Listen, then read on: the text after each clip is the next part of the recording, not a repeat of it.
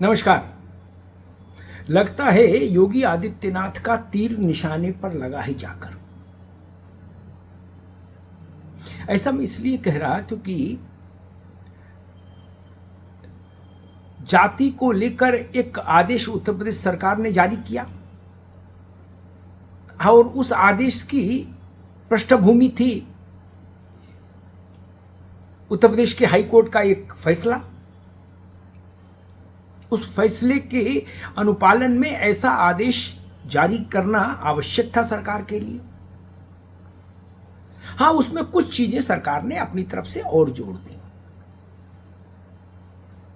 जातियों के नाम पर रैली रेला नहीं होगा,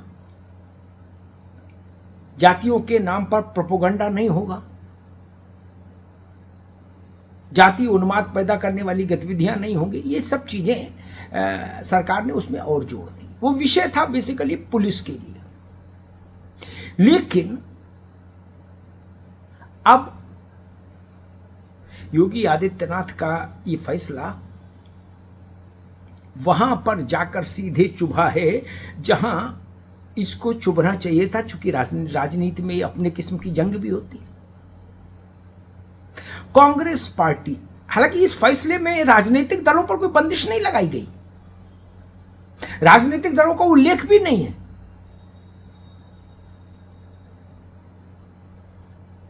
चुनाव की प्रक्रिया में, चुनाव प्रचार में जो नियम कायदे लागू होते हैं उनके लिए जनप्रतिनिधित्व कानून है। लेकिन इस फैसले के विरोध में कांग्रेस बिल्कुल उसकी जो टॉप लीडरशिप है वो काफी आक्रामक है। राहुल गांधी ने बिहार में अति पिछड़ों के सम्मेलन में योगी आदित्यनाथ का नाम लेकर इस फैसले का जिक्र किया। उसके बाद कांग्रेस के राष्ट्रीय अध्यक्ष मल्लिकार्जुन खड़गे जब बोलने खड़े हुए तो उन्होंने भी योगी आदित्यनाथ का नाम उल्लेख करके इस फैसले का जिक्र किया। कहा बताओ, सब जातियों के नाम पर, जातियों के आधार पर रैलियों पर रोक लगा दी योगी आदित्यनाथ ने। और साथ में खड़गे जी ने एक और चौंकाने वाली बात कह दी कि योगी आदित्यनाथ जो प्रधानमंत्री के उत्तराधिकारी माने जाते हैं, उन्होंने ऐसा फैसला कर दिया। अब इसका मतलब है कि कांग्रेस की लीडरशिप के दिमाग पर योगी छाए हुए हैं या योगी का भय छाया हुआ है, कुछ तो है। अन्यथा बिहार में पिछड़ों के सम्मेलन में योगी आदित्यनाथ कहां से आ गए कांग्रेस के मंच पर, और वो भी राहुल गांधी नेता प्रतिपक्ष लोकसभा में और कांग्रेस के राष्ट्रीय अध्यक्ष मल्लिकार्जुन खड़गे जी। छोटी बात तो नहीं है। फिर अगर कोई आपके मस्तिष्क पर हावी हो जाए तो मानकर चलिए कि उस व्यक्ति का तीर निशाने पर लगा है, इसलिए वो आपके मस्तिष्क पर हावी है। और ऐसी ही प्रतिक्रिया समाजवादी पार्टी की भी आ रही है। इधर से अखिलेश जी मोर्चा संभाले हैं। वो ये भी कह रहे हैं कि हालांकि वो फैसला हाई कोर्ट के आदेश के उसमें आया है, लेकिन के बाद फिर वो योगी आदित्यनाथ पर आ जाते हैं। और समाजवादी पार्टी ने अभी अपनी रणनीति में थोड़ा सा बदलाव किया। जो उसके जातीय सम्मेलन होने थे उनको उसने सामाजिक न्याय सम्मेलन का नाम दे दिया, ताकि काम भी हो जाए और कानून के लपेटे में भी ना आए। लेकिन जिस ढंग से क्रिया प्रतिक्रिया हो रही है सियासत में, वो क्रिया प्रतिक्रिया बता रही है कि योगी का तीर लगा तो है। कांग्रेस और समाजवादी पार्टी दोनों को वो चीज चुभ तो रही है। अब आप बताइए कि हाई कोर्ट ने कोई बात कही, सरकार उसको मानने के लिए बाध्य है।